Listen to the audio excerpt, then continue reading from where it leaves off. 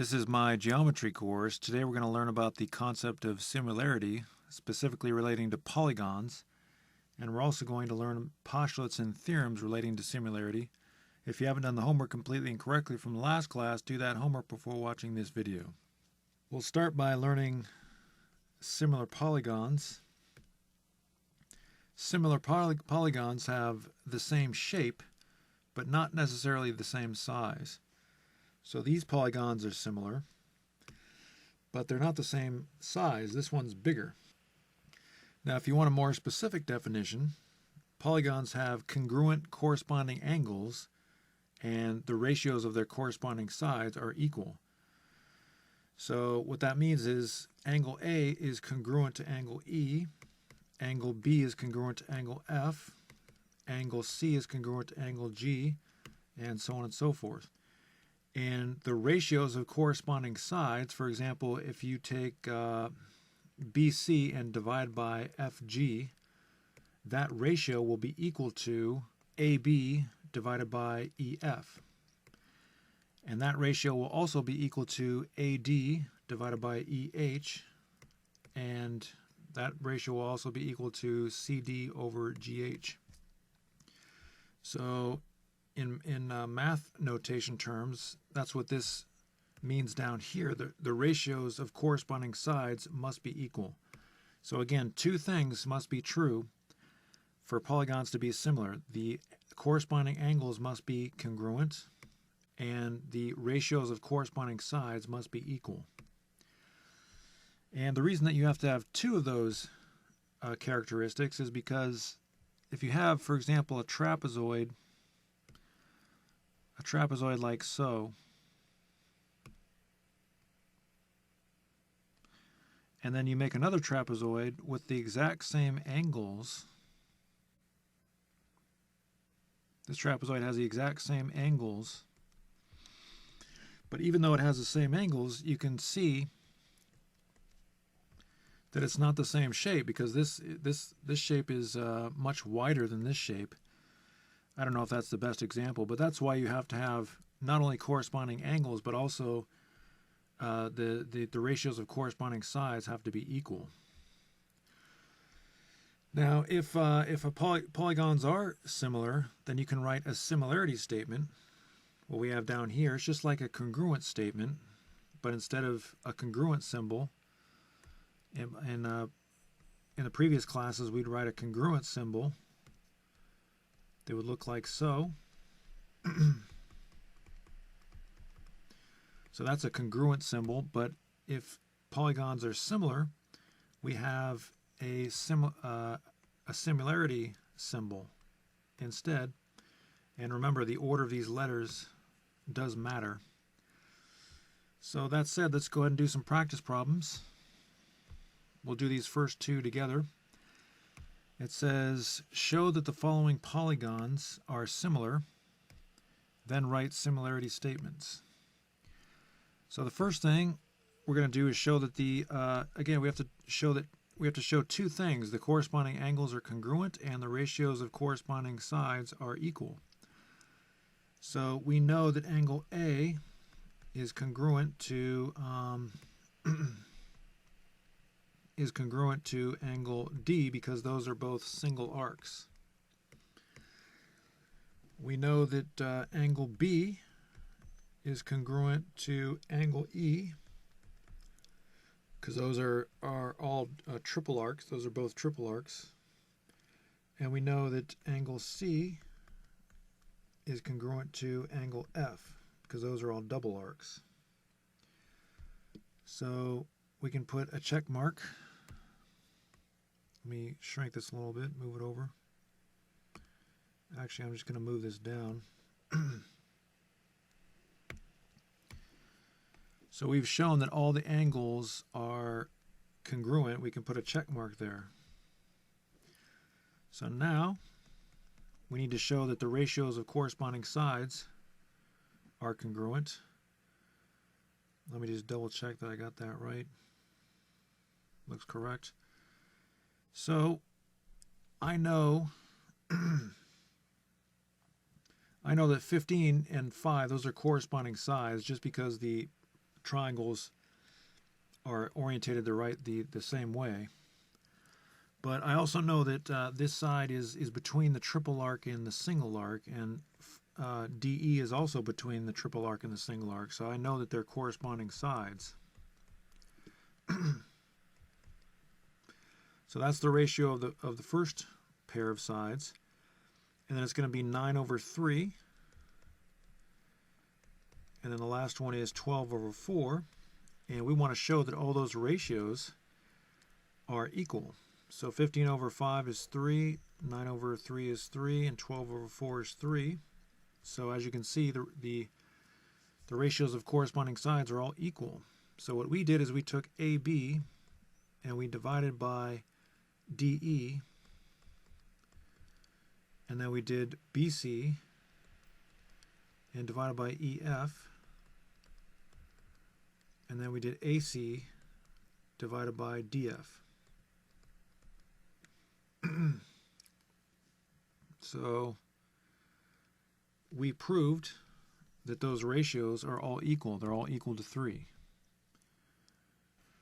So at that point, we've demonstrated that these triangles are similar.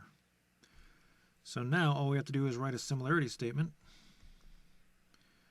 Triangle ABC, and I'm starting with the single arc, is similar to triangle DEF. Now remember, with triangles, there are 36 different ways that you can write the order of these letters, but only 6 of them are correct. So you need to get these letters in the correct order. I started with the single arc angle, so I have to start with the single arc angle over here. And then I would go to the triple arc, so I have to go to the triple arc over here. You have to do it in the two 3-letter groupings have to agree with each other. So that is all part of the solution. So we're going to go ahead and rectangle all of that. All right, so on to number 2. So the first thing we have to do is show that corresponding angles are congruent. So angle A, we can see, has a single arc, and angle E has a single arc. So angle A is congruent to angle E, and angle D is congruent to angle H, and angle B is congruent to angle F, and angle C is congruent to angle G. So we can put a check mark. We've shown that all the angles are congruent. Now we have to find ratios of corresponding sides. So we can do AD and EH are corresponding. So 8 over 12. Then we have another 8 and 12. So again, we're finding the ratios of corresponding sides. And then 3 over 4.5. And 3 over 4.5 again for these sides here. So now you can use your calculator if you want. If you use your calculator, then you'll get 0.6 bar for all 4 of these ratios. Doesn't really matter if you get, that just means 0.6 and it goes on forever, 6666. But you can also flip these. I didn't mention that. There's actually 2 possible ratios. You can flip those and you can do 12 over 8 equals 12 over 8. And then you would just get, 1.5. You wouldn't have to deal with that. But the important thing is that they're all equal. That's what we're trying to show. So we took AD and divided by EH, and we took BC and divided by FG, and we took AB and divided by EF, and we took DC and divided by HG. And we showed that all those ratios were equal. So we can put a check mark. And now we just have to write the similarity statement. And I always like to go alphabetical order if I can. You can't always use alphabetical order, but I'm going to go A, B, C, D is similar to E, F, G, H. So that is the similarity statement. All right, so you can take a screenshot of that if you want. It's time for you to try some of these problems. So go ahead and try number 3. Remember, to show that these polygons are similar, you have to show that congruent or corresponding angles are congruent and the ratios of corresponding sides are equal. And then after that, be sure to write your similarity statement. So go ahead and try number 3, and when you come back, we'll do it together. All right, we're back. So we can see that angle A is congruent with angle E, and angle B is congruent with angle F, or congruent to angle F, and angle C is congruent to angle G, and angle D is congruent to angle H. I'm going to put a check mark next to that. Second thing is we need to show that ratios of corresponding sides are equal. Now, you could put 6 over 12, or you can put 12 over 6. I'm just going to put 12 over 6. Actually, I'll just do 6 over 12, because 6 and 12 here are corresponding sides. And we have another 6 over 12 down here. Those are corresponding sides. And then we have 10 over 20 and 10 over 20 again. So those are all the ratios of the corresponding sides. And if you reduce them, of course, you get 1/2 for each of those ratios. So we did AB divided by EF. We did CD divided by GH. And we did AC over EG. And we did BD over FH. So we showed that those ratios are all equal. And then we just have to write a similarity statement. Now, in this case, we cannot write the similarity statements in alphabetical order. It's going to be A, B, D, C. Remember, you can't jump. You can't go from A, B, and then jump all the way across to C. You have to go around the polygon in clockwise or counterclockwise fashion. So A, B, D, C is similar to E, F, H, G. So if you got those answers, good job. So now, let's go on to number 4 here. Go ahead and try number 4, and when you come back, we'll do it together. All right, we're back. Let's see, angle C is congruent to angle F, because those are both double arcs. And angle A is congruent to angle D, and angle B is congruent to angle E. So we showed that corresponding angles are congruent. That's the first step. Second step is to show that the ratios of corresponding sides are equal. So we'll do 9 over 12 is equal to, again, you can do 12 over 9 also, as long as you stay consistent. So you can do 12 over 9, 12 over 9, 8 over 6. That's okay. Or you can do 9 over 12, 9 over 12, 6 over 8 like I did here.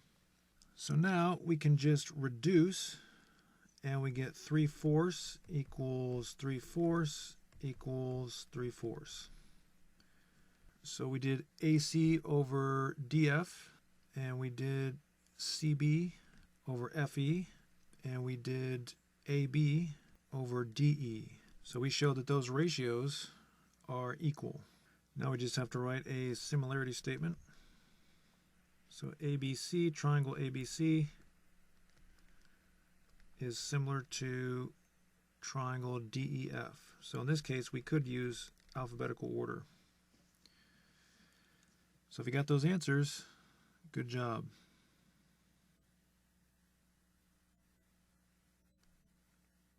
So now we need to learn something called scale factor. We've actually already found the scale factors in these problems, but now we're giving it a name.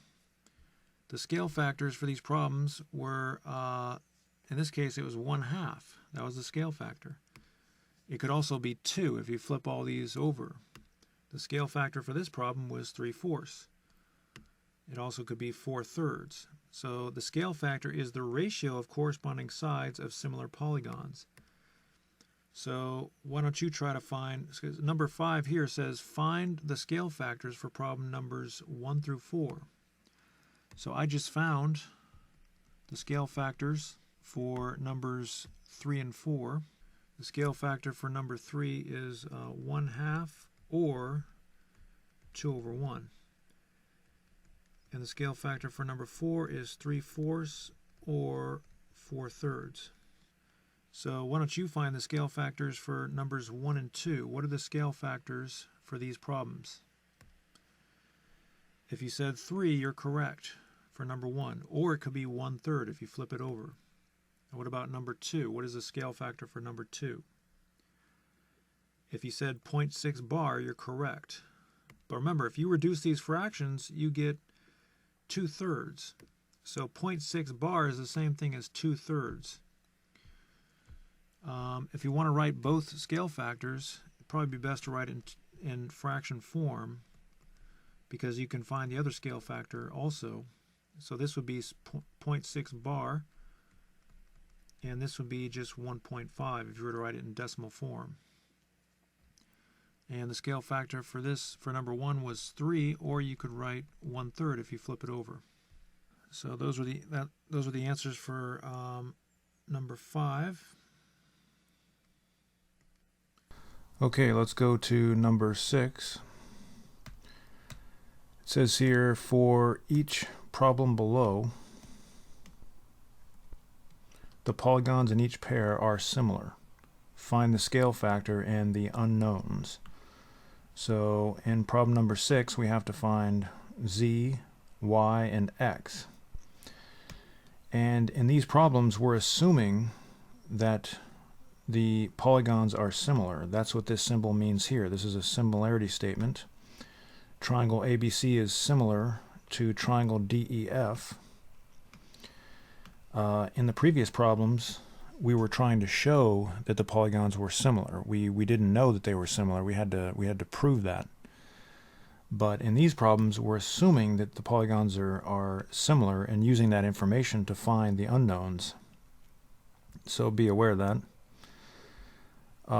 So if these triangles are similar, which we know that they are, it says up here that they are, then they're the same size and shape, but more specifically, the corresponding angles are congruent and the ratios of corresponding sides are all equal. So we can see that these two sides here, or excuse me, these two angles are corresponding angles. So if angle B is 100 degrees, then angle E must be 100 degrees also. So x must be equal to 100 degrees. So that's part 1 of the problem, is to find the angle x, or the angle measure. Now, if these triangles are similar, again, we know that the ratios of corresponding sides are equal. So 10 over, well, actually, let's start with these bottom sides. So we know that these bottom sides are corresponding. So the ratio of those sides, 4 over 12, must be equal to the ratio of these sides, 10 meters and y, their corresponding sides, and z and 24, their corresponding sides. And it's very important that you get the right order. Notice that I wrote the smaller number on top. 4 millimeters is the smaller number. The purple number is the bigger number, 12 meters. Did I say millimeters? I meant meters. So because the smaller numbers on top over here on this fraction, the smaller numbers must be on the top on these other fractions. If you write 4 over 12 is equal to y over 10, then that's not correct. If you write 4 over 12 is equal to 24 over z, that's not correct. If you write y over 10 is equal to z over 24, that's not correct. The fractions have to be in the right orientation. But how do we use this equation to find y and z? It's very strange because there's actually two equal signs, and we haven't seen this yet. So we have to break it up into two equations. 4 over 12 we know is equal to 10 over y. And 4 over 12 is also equal to z over 24. These yellow ones must be equal to each other. If 4 over 12 is equal to 10 over y, well, let me say it this way. Z over 12 and, z over 24 and 4 over 12 are both equal to the same yellow 10 over y. That means that the red ones must be equal to each other also. So just to be clear on that. So now we can solve these equations. I'm going to reduce the fraction at the left to 1 over 3. 4 over 12 reduces to 1 over 3. And there's a lot of different ways that we can solve this equation. The easiest way is probably just to multiply both sides by 3y. And you'll see that this side reduces to y, and this side reduces to 30. You can also cross multiply. That's a popular method for students. If you do that, then y times 1 is y, and 3 times 10 is 30. Another way you can do it is multiply both sides of this fraction by y, so you get 3y over, you get y over 3y, and multiply both sides of this equation by 3, and you get 30 over 3y. So then you have two fractions with the same denominator, which means that the numerators must be equal to each other, so y must be equal to 30. A lot of different ways to solve that equation. And let's put a divider here. So now I'm going to reduce 4 over 12 again. And then I'm going to cross multiply. 1 times 24 is 24. And 3 times z is 3z. Divide both sides by 3 and we get z is equal to 8. So we found all of the unknowns, x, y, and z. And by the way, we're given units, so we need to write the units, m for meters.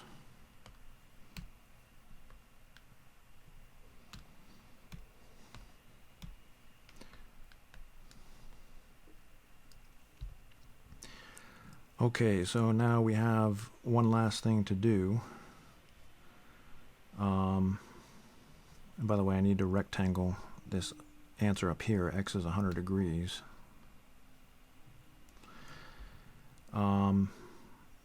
So we need to find the scale factor, because it says here find the scale factor and the unknowns. So the scale factor is just this 4 over 12 here.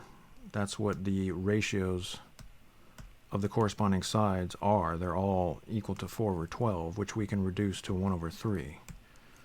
So the scale factor, which I'm going to notate as SF, is equal to 1 over 3, or you can say 3 over 1, but I'm just going to write that as 3, just depending on how you want to write it. 1 over 3 or 3 is fine, either one of those. And I guess we can say that's part 3 of the problem. Okay, so that was problem number 6. Let's try another one of these before you try one on your own.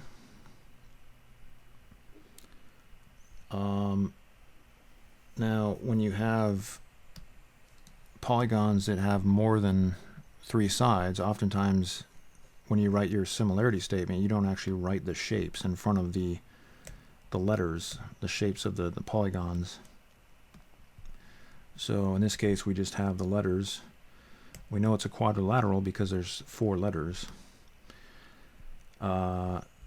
So this is kind of a trick because I flipped this trapezoid around. So 60 degrees is actually the corresponding angle, or angle A, I should say, is a corresponding angle, angle A and E, and so Y must be equal to 60 degrees. So remember, if polygons are similar, and we're assuming that these polygons are similar, they told us that, then the corresponding angles must be congruent, which means their measures are equal. That's why Y is equal to 60 degrees. And the ratios of corresponding sides are all equal. Now 48 and 24, they are corresponding sides. So 24 divided by 48 is equal to the ratios of all the other corresponding sides. X over 50 and 40 over Z, and well, those are the only values that we're looking for. So let's go back and double check because it's easy to get confused. So we have all of the smaller numbers on the top of the fractions. 24 over 48, X over 50, and 40 over Z. Everything looks good. So now we have to break that up into 2 equations, and we can reduce 24 over 48 to 1/2. 1/2 is equal to X over 50. And the other equation we're going to make is 1/2 is equal to 40 over Z. So we can cross multiply. Again, a lot of different ways to solve this problem. 1 times 50 is 50. 2 times X is 2X. Well, let's solve one equation at a time. So X is equal to 25 millimeters is the unit. 25 millimeters. And over here, Z times 1 is Z, and 2 times 40 is 80, so that's 80 millimeters. So we found all the unknowns, but now we have to find the scale factor, but we already found the scale factor. The scale factor is the ratio of corresponding sides. All these ratios are equal. They're all equal to 1/2. Even though we don't know what X or Z is, we know that if we find it, we're going to plug it in and it's going to be equal to 1/2. So part 3 of this problem, we'll say, is finding the scale factor, and the scale factor can be written as 1/2 or 2 over 1, which we'll just write as 2. So there you go. So let's do 2 more of these problems before you try some of these on your own.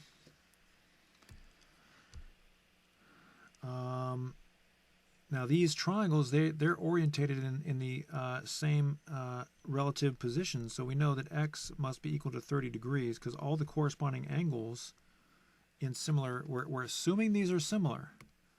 So if they are similar, that means corresponding angles must be congruent, and we can see that these are corresponding angles just by looking at the picture. So now we need to write, because they're similar, we know ratios of corresponding sides are going to be equal, so I'm going to do 5 over 9 because these 2 sides are corresponding. So I'm doing the smaller number on top. So 5 over 9 and 6 2/3 over Y. And Z over 5 2/5. All right, so now we're going to do cross multiplication. We don't have to reduce this 5/9, it's already reduced. Actually, before we do cross multiplication, let's break it up into two equations. So now we're going to do cross multiplication, 5 times y and 9 times 6 2/3. So 5 times y is 5y, and 9 times 6 2/3. I'm going to help you with a little review on that. We're multiplying a whole number by a mixed number. This is something you should have learned in my arithmetic course, but if you're a little rusty on it, that's okay. When you multiply, first of all, let's write 9 over 1.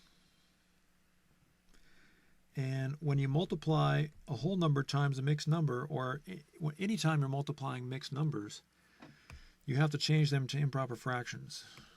That's what we learned in my arithmetic course. So if you have 6 2/3, you always take the whole number, multiply by the denominator, and then you add that to 2. So 6 times 3 is 18. 18 plus 2 is 20. And then you keep the denominator. I'm not going to write 9 over 1 up here. I'll just put it down there. All right, so the easiest way to do this is really to, cross cancel, but I don't know if I think I talked about that in my previous course. But we'll just multiply straight across just to make things easy. 9 times 20 is 180, and 1 times 3 is 3. So 180 divided by 3 is 60. And now we just have to divide both sides by 5. And we get y is equal to 12. And do we have units here? We don't have units. So I'm going to, let's see here. I need more room, so I'm going to get rid of this step here. Oh, can't do that. So I'm going to try to make more room here. And so now we have to write the scale factors. So the scale factors, remember there's two possible scale factors. Remember this is the scale factor 5/9, so it can be 5/9 or it can be 9/5. And whoops, I forgot to do the other problem. So cross multiplication, z times 9 is 9z, and 5 times 5 2/5. So I'm going to write that as 5 over 1. And 5 times 5 is 25, plus 2 is 27. Keep the denominator. And if you multiply straight across, you get 135 over 5, which just reduces to 27. You can just cancel out these 5s. That's the faster way to do it. And so that equals 9z. Divide both sides by 9, and z is equal to 3. So those are the answers, and we also have the scale factors. So we'll rectangle those scale factors. So let's do one more of these before you try one on your own.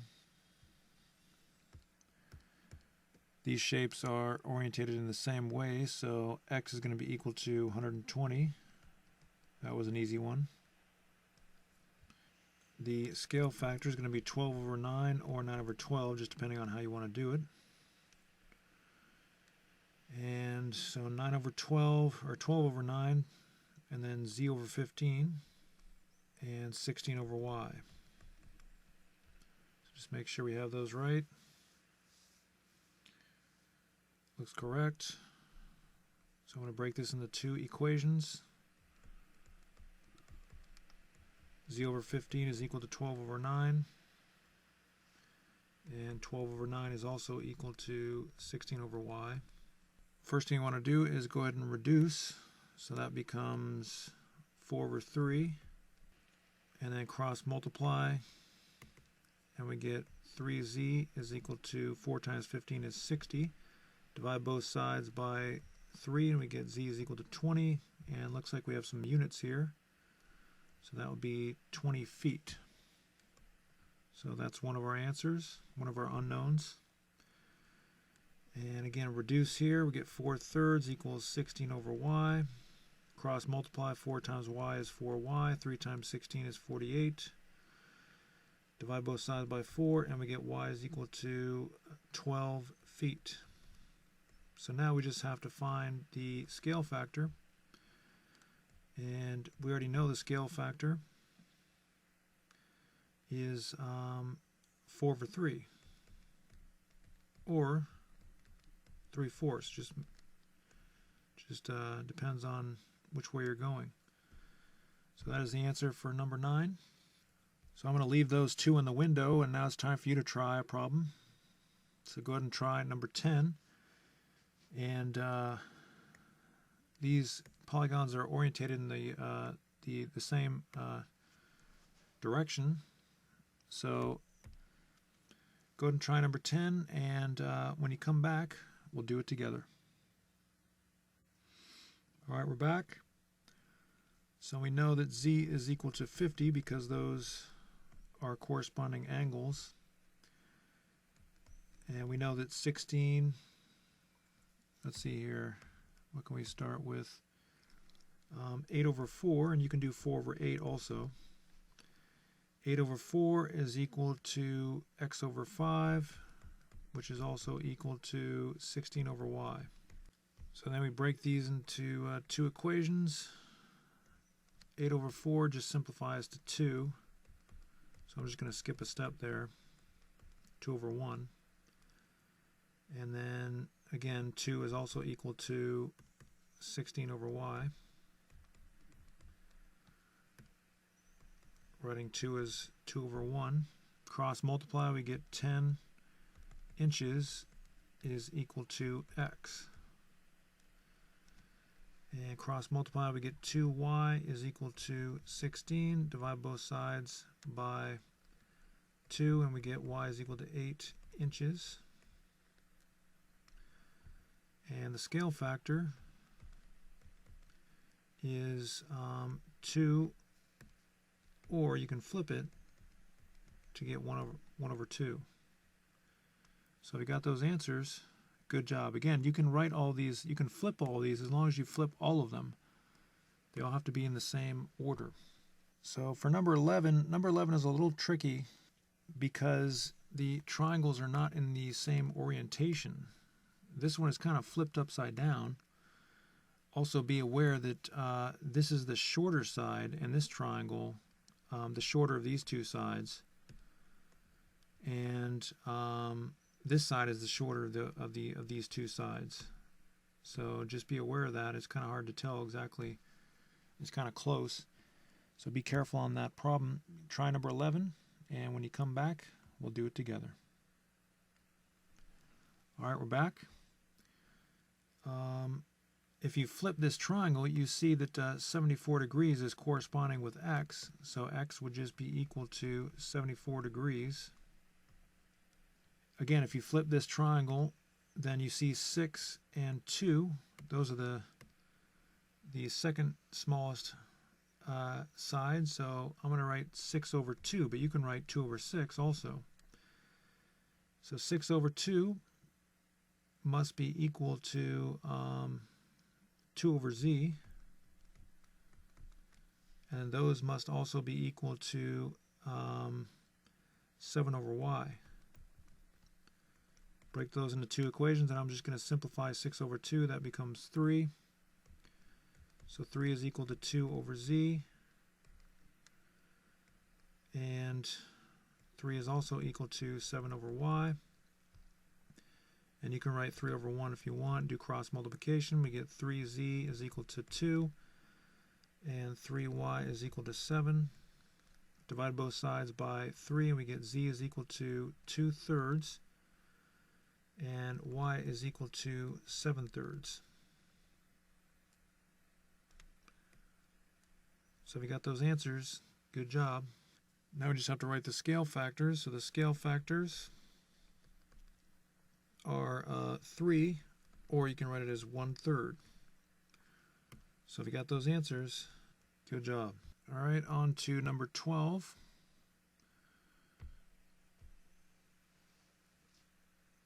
So go ahead and try number 12, and when you come back, we'll do it together. All right, we're back. These polygons are in the same orientation, so it's pretty easy to see that y and 130 degrees are corresponding angles. And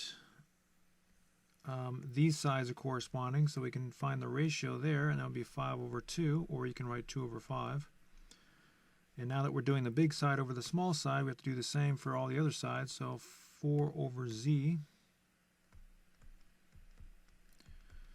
is equal to x over 1. And I think that's all we need.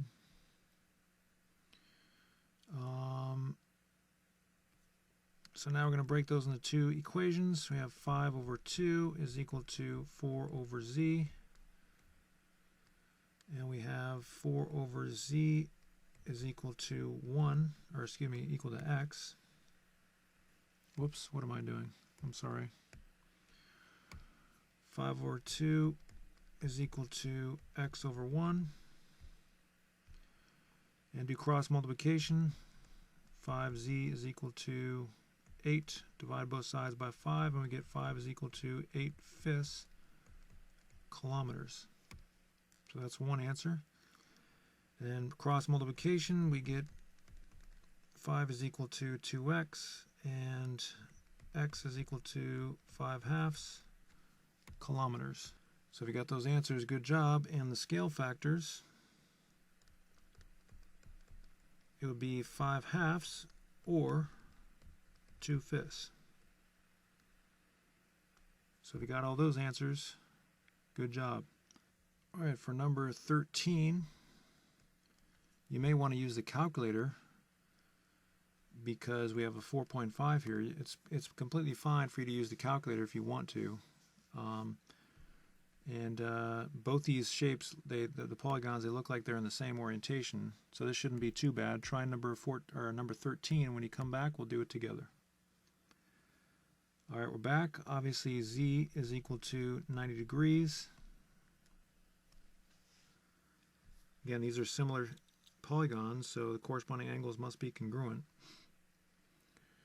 And looks like 4 and 6 are the known corresponding sides. So 4 over 6, that ratio, must be equal to 5 over x. That must be equal to y over 4.5. So now, simplifying, we have 4/6 becomes 2/3, and that must be equal to 5 over x. And 2/3 must also be equal to y over 4.5. Then we're going to use cross multiplication.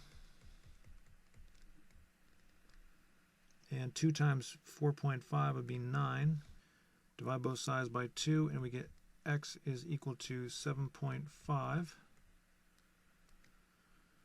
And divide both sides by 3, and we get y is equal to 3. And the scale factors, that's just going to be 2/3 or 3/2. So if you got those answers, good job.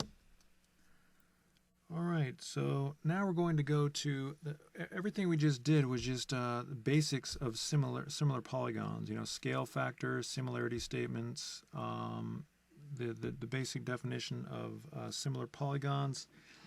They must have congruent angles, congruent corresponding angles, and they must have their sides must be proportional. Which basically just means that the ratios of corresponding sides are equal. So now that we know the basics of similar polygons, we're going to go to some similarity postulates and theorems. In fact, we're just going to learn one similarity postulate, and that is the Angle-Angle Similarity Postulate. Now this only applies to triangles. What this means is that if you have two triangles and the two triangles have each has a pair of angles that are congruent to the other pair in the other triangle, then the triangles must be similar. So let me give an example. So let's say we have this triangle and then we have this triangle, and you know this angle is, say, 60 degrees, and you know this angle is 91 degrees, and in the other triangle you have 60 and 91 also. That information alone Just these two angles and these two angles, that information alone proves that these two triangles are similar. Not that they're congruent, but that they're similar. So that is a postulate. There's no information that we can come up with to prove that that's true. We just know it's just true because it's true. So now we're going to do a proof using the Angle-Angle Similarity Postulate, and it is, as you can imagine, it's abbreviated AA. So we have to use a two-column proof. We haven't done two-column proofs in a while in this course. We have to use a two-column proof to show that these two triangles are similar. But don't worry, I'm going to walk you through this. It's no big deal. This is going to come back to you pretty quickly. So we're going to start out with the given information. We know that the measure of angle D is equal to 50 degrees. And we know the measure of angle F is equal to 100 degrees. And we know that the measure of angle C is equal to 100 degrees. And we know the measure of angle B is equal to 30 degrees. So let's just double check all that, make sure it's right. Now, how do we know all that stuff? Well, it was given in the diagram. And I'm going to go ahead and put that up one line. So we start out with the given information, and now we want to use the AA postulate to show that these triangles are similar. But the problem is we don't have two angles here that are equal to two angles here. We have one angle, but there is no such thing as an A postulate. We need an AA postulate, meaning two angles.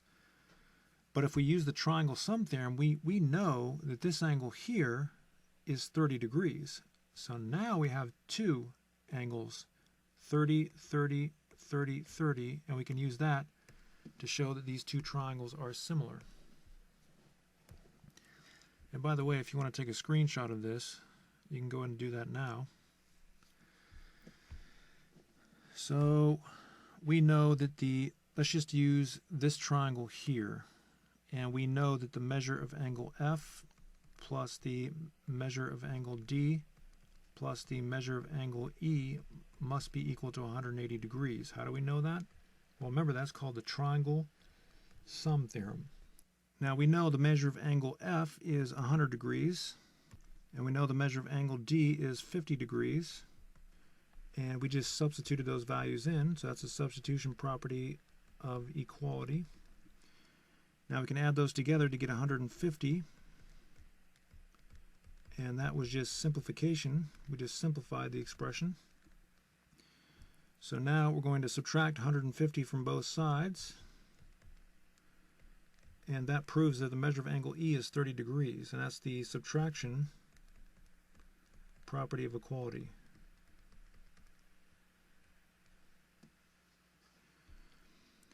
So at this point, we know that the measure of angle E is 30 degrees, and we know that the measure of angle B is 30 degrees. So we can say the measure of angle E is equal to the measure of angle B, because they're both 30 degrees. And furthermore, we know the measure of angle C, that's 100 degrees, and the measure of angle F is also 100 degrees. So they must be equal to each other. And that is the transitive property of equality. So now that we know that we have two angles that are congruent in the triangles, we can say triangle DFE is similar to triangle ACB. And how do we know that? We know it because of the AA postulate. And I guess we don't really need that last step. All right, so now it's time for you to try one of those problems. Again, we're using a similarity postulate rather than a congruence postulate. So take a screenshot of that problem there, and you can use that to solve number 15. So number 15 is pretty much the exact same problem. So a lot of students will complain and say, well, I don't want to do proofs right now. I don't remember how to do these two-column proofs. Well, I just did almost the exact same problem, so you have no excuse. So go ahead and try number 15, try to work through it, and when you come back, we'll do it together. All right, we're back. So we're going to start with the given information. Measure of angle B is equal to 40 degrees. The measure of angle A is equal to 90 degrees. And the measure of angle F is 50 degrees. And the measure of angle D is 90 degrees. And that is given information in the diagram. Now we're going to use the triangle sum theorem. We know that, and you can use either one of these triangles, it doesn't matter. I'm just going to use the one on the left. So we know that the measure of angle A plus the measure of angle B plus the measure of angle C is equal to 180 degrees. And that is the triangle sum theorem. Now we also know that the measure of angle A is 90 degrees and the measure of angle B is 40 degrees, and we don't know the measure of angle C. Because again, we want to use the AA postulate, but we can't use it because we don't have two angles that are congruent in the triangles. We have one angle, but we need another angle that's congruent. We need to know that this angle is congruent to this angle, or you can do this angle is congruent to this angle. It doesn't matter. It just depends on what triangle you start with. You may have done it a slightly different way. That's okay, as long as it makes sense. So 90 plus 40 is 130. And by the way, I forgot to write substitution property of equality. And then we have simplification. And we're going to subtract 130 from both sides. And we get 50 degrees. And that is the subtraction property of equality. And so now we know that the measure of angle A, we know that the measure of angle A is equal to the measure of angle D. We already knew that before, we didn't even have to do anything really for that. They're both 90. And we also know that the measure of angle C, which we just found, is equal to the measure of angle F, because they're both 50. And that is the transitive property of equality. And so now we can say, because we know those two angles are equal, we can say triangle ABC is similar, not congruent, but similar to triangle DEF. And that is the AA postulate. So we got something similar to that.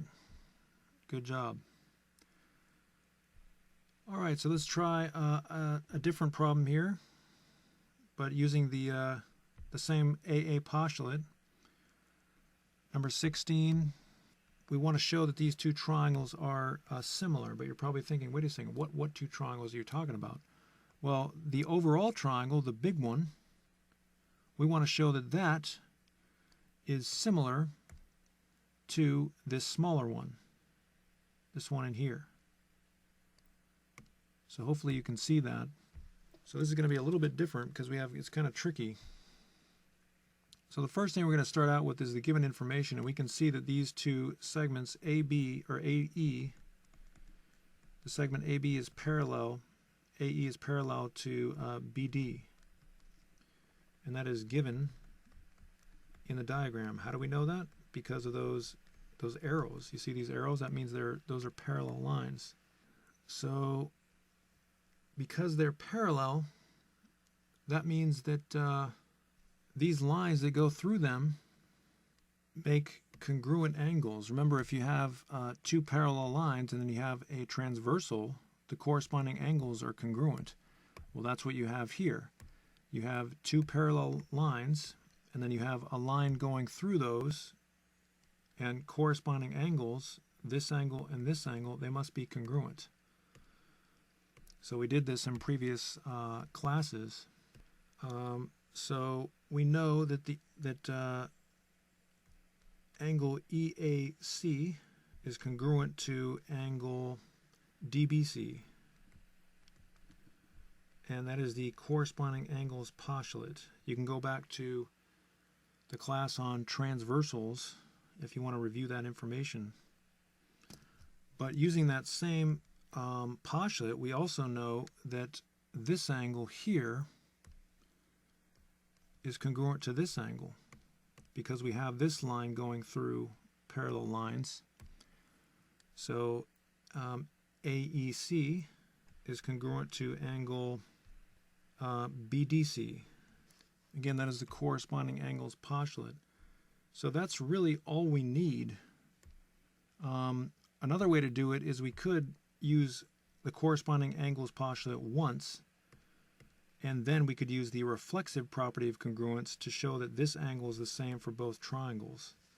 But I'm just going to use, just to make it simpler, I'm just going to use the corresponding angles postulate once, and I don't need all these steps. So because we know that those two angles are the same in both triangles, we can say that triangle AEC is similar to triangle BDC, and that is the AA postulate. All right, so now it's time for you to try one of those types of problems. It looks like you're probably only going to need 3 or 4 steps, so you can take a screenshot of that if you want. I'm going to kind of erase this. We don't really need all that. So go ahead and try number 17. It should be pretty similar. And remember, you probably will not need all these steps, so we can get rid of a lot of these. And when you come back, we'll do it together. All right, we're back. We know that GI, segment GI, is parallel to segment HJ, and that is given in the diagram. How do we know that? Because those are arrows showing that they're parallel.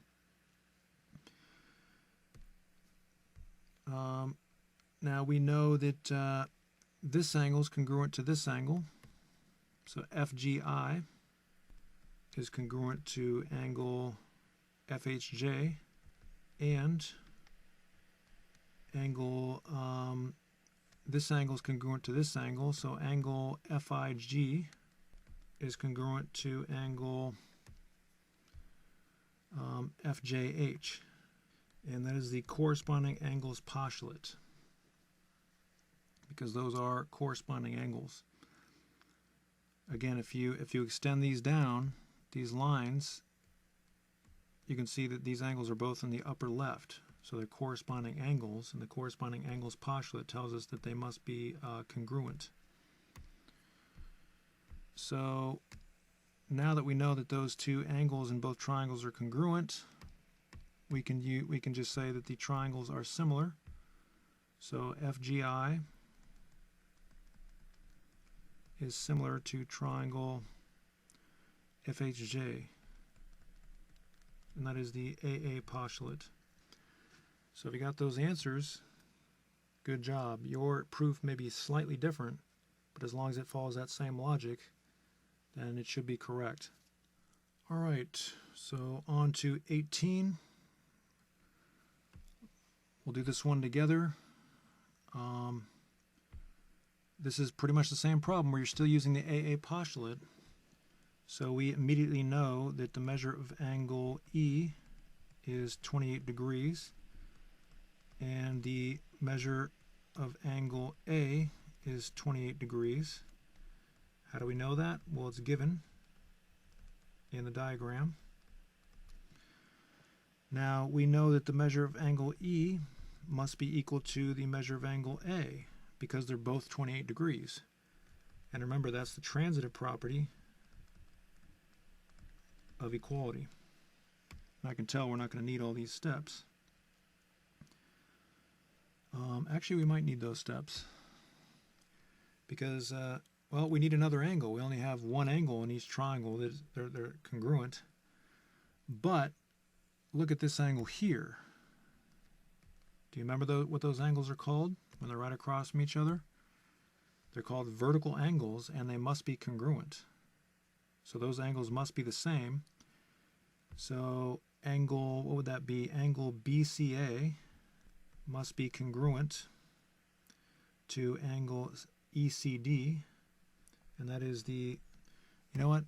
I'm just going to say the measure for the vertical angle theorem. We can just say the measure because that gives us, helps us to skip some steps there. So that is the vertical angles theorem. So now we have our two angles that are congruent in each triangle, and we can now say that the triangles are similar. So triangle ABC is similar to triangle EDC, and that is as usual, that's the AA postulate. So now it's time for you to try a problem like that. This problem is going to be a little different. You're using the vertical angles theorem, but in this case we're not given one of the angles. We're just told that these are parallel. And actually, now that I think of it, you can use the vertical angles theorem if you want, but you actually don't need to in this particular problem. This problem is going to be, in a way, this problem is a lot like number 16. So you might want to get a screenshot of 16 so you can refer back to that one too. You can use the vertical angles theorem, or you can just do it the same way you did number 16.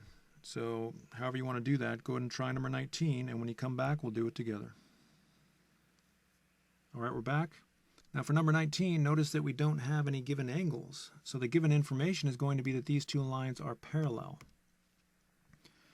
And also understand that we're going to need to use these transversal theorems because we have two parallel lines and then a transversal.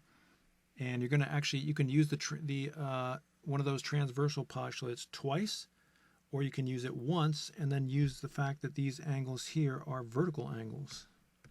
So there's a couple different ways to do this. So do your best. If you get stuck, that's okay.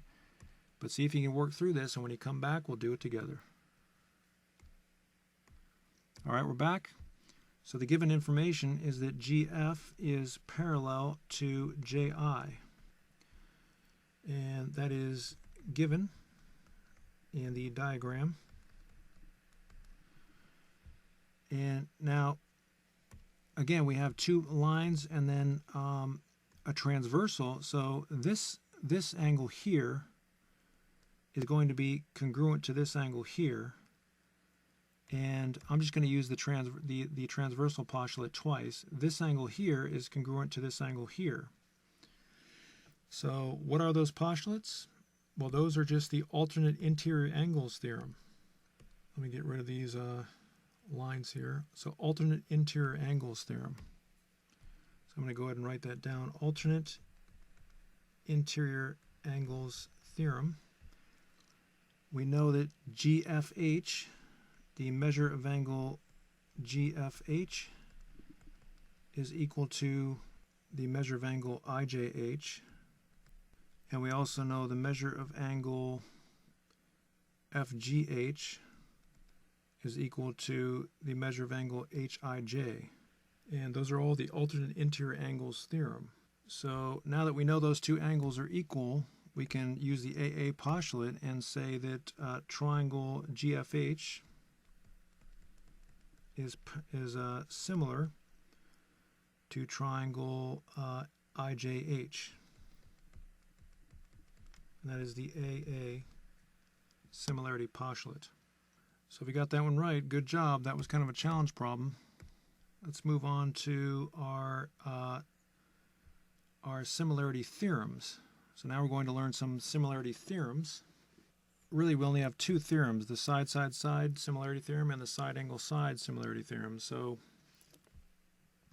again, there is a Side-Side-Side congruence theorem.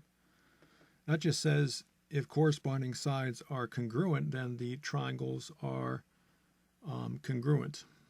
But this is the side-side-side similarity theorem.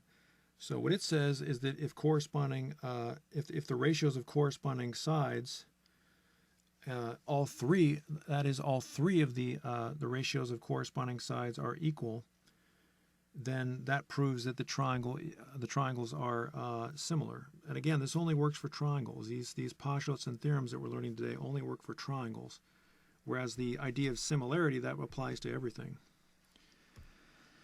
So, what's the given information here? We're going to use that theorem. It says write two-column proof to show that the triangles are similar. We have to show that these triangles are similar. And so we know that AB is 22.5 and BC is 22.5. Sorry, my writing's sloppy. I don't know what my computer's doing here. AC is 15. And we know DE is 10. And DF is 15. And EF is 15. We don't have to write the units right now. And that is given in the diagram. Now, we know that if we take AB and divide it by the corresponding side. Now, I flipped the triangles upside down, so I'm trying to trick us here. AB and DF are corresponding sides. So AB over DF, we know that has to be equal to 22.5 over 15, just plugging that in. And also BC over FE, that has to be equal to 22.5 over 15 also.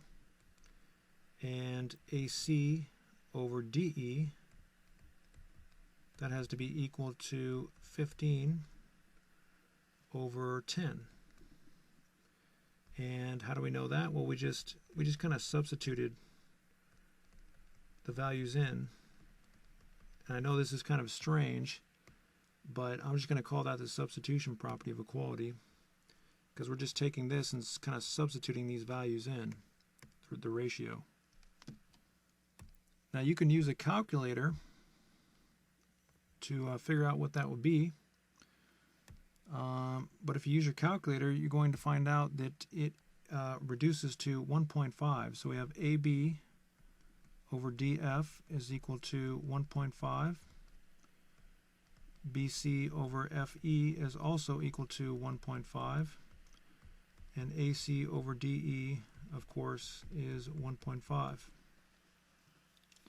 So that is just simplification. And now I'm just going to kind of skip ahead a little bit. I'm just going to use the transitive property.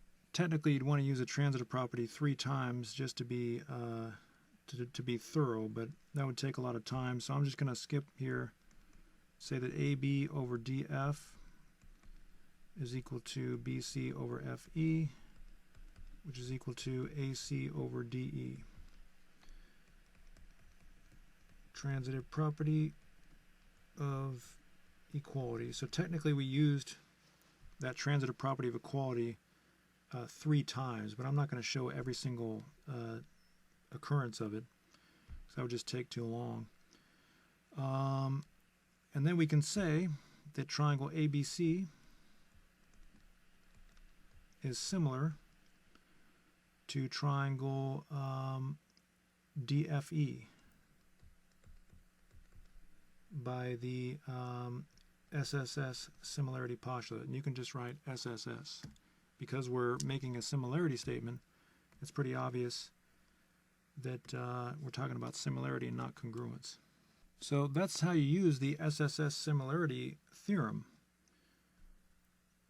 You just show that the ratios of corresponding sides of all the triangles are equal. Now you have to do it for every single side, every single ratio. And there's 3 ratios. That proves that these triangles are similar.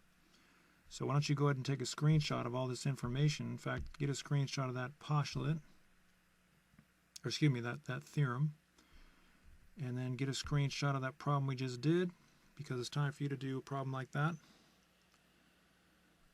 So go ahead and try number 21, and when you come back, we'll do it together. All right, we're back. So we know AB is equal to 5. We don't need to put the units. And BC is equal to 4, and AC is equal to 7, and ED is equal to 8, and DF is equal to 10, and EF is equal to 14. And how do we know that? Well, that is given in the diagram. Now notice that these triangles are not in the same orientation, so we have to be careful here. It looks like the biggest side is 7, and the biggest sides are 7 and 14. So we're going to divide those. So I'm going to do AC over EF. That's equal to 7 over 14. And I'm going to do the next biggest side is AB over DF. That must be equal to 5 over 10. And the smallest sides are BC over DE. And that must be 4 over 8. So we're kind of just substituting those values in. And now we can just simplify to get 1/2 and 1/2 and 1/2. And that's just simplification. So now we can just kind of use the transitive property 3 times over, squish that all into one step. So now we've shown that these sides are all proportional, that is, the ratios of corresponding sides are all equal. And so now we know that triangle ABC is similar to triangle FDE. And be sure to get those the ordering of those letters right. Remember, if you don't write the correct similarity statement, then your proof is going to be all wrong. So if you got something similar to that, good job. There's slightly different ways to do this. So if you did it slightly differently, that's okay. All right, on to number 22. We're using the SSS theorem again. But now it's just a slightly different problem. It's kind of like the triangle within another triangle. We have this big triangle. We had a problem kind of like this in the previous questions. That's the big triangle, and then we also have the little triangle. So we're trying to show that those two triangles are similar. And we're going to use the SSS theorem to do that. So let's start with the given information. Now we need to use the segment addition postulate because we have all the sides of this little triangle here. We have 6, 5, and 3. Those are all the sides of that little triangle. And we have this side of the big triangle, but we don't have this side of the big triangle and this side. We just have parts of the sides. So we need to use the segment addition postulate to show that AE is equal to AC plus CE, and BE is equal to BD plus DE. So that is the segment addition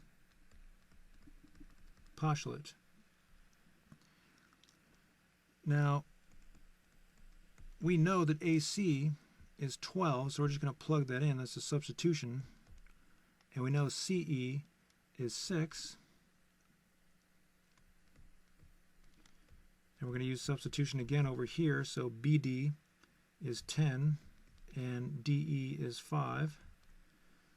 So again, that is substitution, property of equality. And now we can just simplify, so add those two together. 12 plus 6 is 18. And 10 plus 5 is 15. So now we have AE and BE, the sides of the bigger triangle. So that was just simplification. And now we can go to the ratios of corresponding sides. So let's start with the easiest ratio. That would be AB over CD. That is equal to 9 over 3. And let's see, we're doing the biggest side on the top, so AE. So this whole side here is corresponding with this little side here. So AE over CE. That must be equal to AE we found is 18 and CE is 6. And then BE over DE, that's equal to 15 over 5. And that is just the substitution property of equality. So now we can just simplify. We get 3 for all those ratios, so that's a good sign. And that's just simplification. And now we can just use the transitive property 3 times to say that AB over CD is equal to AE over CE, which is equal to BE over DE. Transitive property of equality. And so now we can say that triangle ABE is similar to triangle CDE by the SSS similarity postulate. Alright, so now it's time for you to try one of those types of problems. You might want to take a screenshot of that, just in case you need to refer back to it. So for number 23, same type of problem, but don't think that just because we did a problem that was very similar that you can just skip over this and say, well, I got it, I don't need to do this. No, you do need to do this. Alright? When I tell you to do a problem, it's not optional. Do it. Or else you're not going to learn this information and you're not going to be ready for the homework. You understand? So do number 23, and when you come back, we'll do it together. All right, we're back. Let's start with the given information. And now we have to use the segment addition postulate. So AE is equal to AD plus DE. And BE is equal to BC plus CE. And that is the segment addition postulate. So now we know that AD is 23 and DE is 23, and we know that BC is 16 and CE is 16. That's just the substitution property of equality. And of course, if we simplify, we have 46 and 32. That's just simplification. And so now we have those sides and we're ready to use the SSS theorem. But before we use that theorem, we have to show that the corresponding sides are proportional. In other words, that the ratios of corresponding sides are equal. So we can say that AE over DE, if we just plug in numbers, that's 23. Whoops. Actually, that's 46 over 23. And BE over CE is 32 over 16. And AB over DC is equal to 22 over 11. And we're just substituting into those ratios. So now we can just simplify, and you can see the scale factor is 2, and that is just simplification. And now we can just we can use the transitive property 3 times. And so now that we've shown that ratios of corresponding sides are equal, we can use the SSS similarity postulate to say that triangle ABE, and again there's different orders of these letters, so if yours is different doesn't necessarily mean it's wrong, but it could be wrong. ABE is similar to DCE, the triangles, and that is the SSS theorem. So if you got something like that answer, good job. So now we're going to the last thing we're going to learn today. That is the Side-Angle-Side Similarity Theorem. You learned the Side-Angle-Side Congruence Theorem. Now we're going to do the Similarity Theorem. So what this theorem tells us, and you can take a screenshot of that if you want. And again, I'm going to collect all these theorems for you at the end of the course, or before we take the next test, so you can don't worry about collecting all these. So what this theorem says is if you have an angle in one triangle that's congruent to an angle in another triangle, and the sides around those angles are proportional, then that proves, that information alone proves that these two triangles are similar. So in this proof, we're going to start with the given information as usual. And we can see, because measure of angle B and measure of angle E are both 90, they must be equal to each other. And that is the transitive property of equality. And so we've done one of the parts. So now we just have to show that these two sides are proportional, and these two sides or the ratios of corresponding sides are equal. So I'm going to do CB over FE is equal to 4 over 8, and AB over DE is equal to 3 over 6. So now that's just substitution, and we're just going to simplify. So simplifying, we get CB over FE is equal to 1/2, and AB over DE is equal to 1/2. And then we're going to use the transitive property of equality to say CB over FE is equal to AB over DE. And that is the transitive property of equality. And so now it's important to understand what we've done. We've shown that an angle, there's angles that are congruent in the triangles, and the sides around the angles, the ratio of corresponding sides around the angle are equal. So now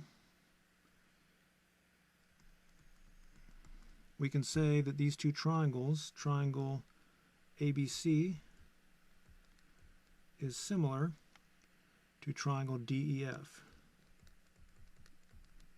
And how do we know that? We know that by the SAS similarity theorem. And again, you can just put SAS. It's obvious that we're using the similarity theorem, not the congruence theorem. All right, so now it's time for you to try one of those problems. You might want to take a screenshot of that problem so you can refer back to it. So go ahead and try number 25. And when you come back, we'll do it together. All right, we're back. So let's write down the given information. AB is equal to 6. The measure of angle A is equal to 38 degrees. And the measure of angle D is 38 degrees. So now we can say that the measure of angle A is equal to the measure of angle D by the transitive property of equality. And we can just use substitution to say that AB over DE is equal to 6 over 8, and AC over df is 4.5 over 6. I'm just going to call that substitution property of equality. And if we just simplify those,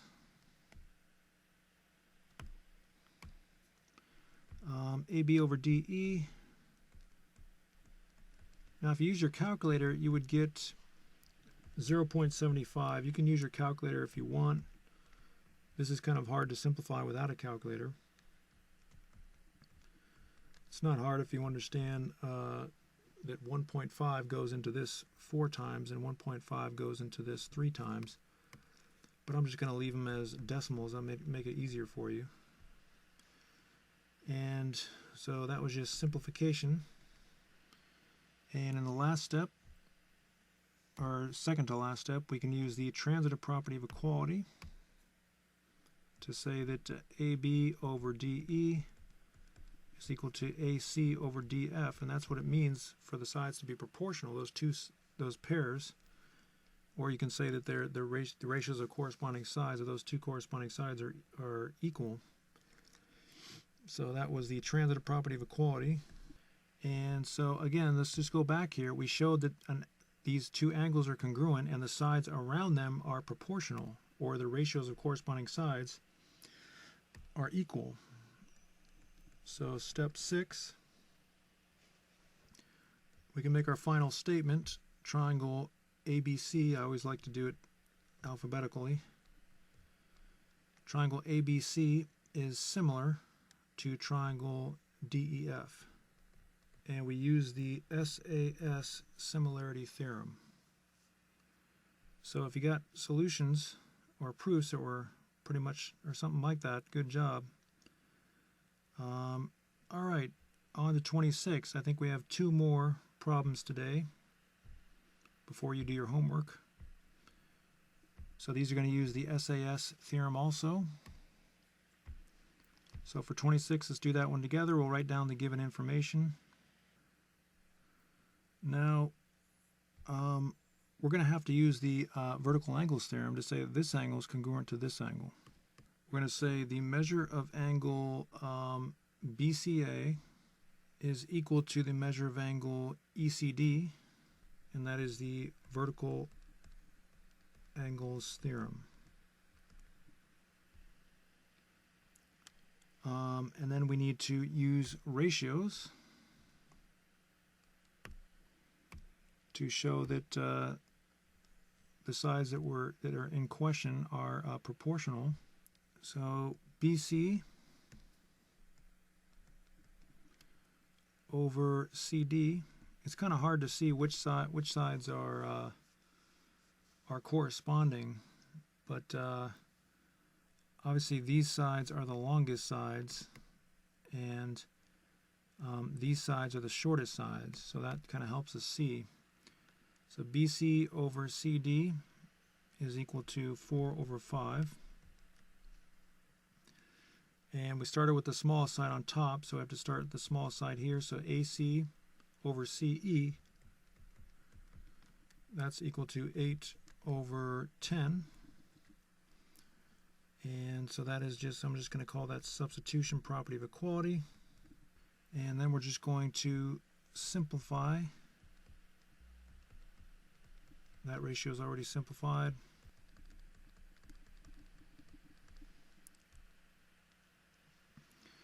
And then we're going to use the transitive property of equality. And so we've done 2 things. We've shown that the angles are congruent and the sides around them are proportional, meaning the ratios of corresponding sides are equal. So now in the last step, step number 6, we can say that triangle ABC is similar to triangle EDC, and we use the SAS theorem. All right, so go ahead and get a screenshot of that, and you're going to use you're going to do a similar problem. So go ahead and try number 27, and be aware you can use a calculator because we have some decimals here. So try number 27, and when you come back, we'll do it together. All right, we're back. Let's start with the given information. DC is equal to 1.7, AC is equal to 4, and CB is equal to 3.4. So now we can say the measure of angle DCE is equal to the measure of angle ACB. That's the vertical angles theorem. And using ratios now, we can show that the sides are proportional. So it's a little difficult to see exactly which sides are proportional, but you can kind of see that one side is, or the biggest sides that we have are these two, so they must be proportional. So AC over CE is 4 over 2, and CB over CD is 3.4 over 1.7. My penmanship was getting a lot better until my computer started going haywire. So that's substitution, property of equality. Then we're just going to simplify. AC over CE is 2, and CB over CD is 2. Simplification. And now we can just use the transitive property of equality. And last step. Again, there's two things that we've done. We've shown that these angles are equal, and we've shown that the sides around the angles are proportional, meaning that the ratio of corresponding sides are equal. So now we can say triangle ABC is similar to triangle, now you got to get the letters right. So I started with A, that's 4, the biggest side, so over here is the bigger side on that triangle. So that'd be EDC, and that was the SAS similarity postulate. So if you got answers similar to that, good job. Again, there's slight variations. If you may have done it a slightly different way. That doesn't necessarily mean it's wrong. All right, so that was the class today. Go ahead and take screenshots of all the work that we did if you want to use these to help you with your homework. That's screenshot number 1, screenshot number 2, screenshot number 3, and number 4, and number 5, and number 6, and number 7, and number 8, and number 9, and number 10, and number 11. Now don't go before you get the homework. Remember, it's 100% guarantee that you're going to learn absolutely nothing in this entire course unless you do all the homework completely correctly and neatly and keep it organized in your binder in chronological order. So this is the homework. Take your screenshot number 1 and screenshot number 2. And these are the answers for problems numbers 7 through 13. And this page also. So that is the class today. And just be sure to get that homework done, and I'll look forward to seeing you in the next class.